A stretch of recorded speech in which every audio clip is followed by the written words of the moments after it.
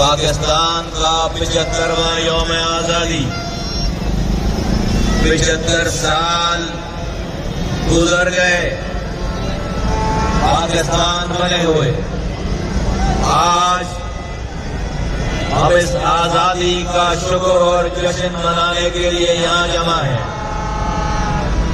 लेकिन लिखा हुआ है कि कोई भी कानून इस मुल्क में प्रीएम्बल में पहले पेज में लिखा हुआ है कि कोई भी कानून इस मुल्क में अल्लाह और उसके रसूल के अहकामात के खिलाफ नहीं बनेगा।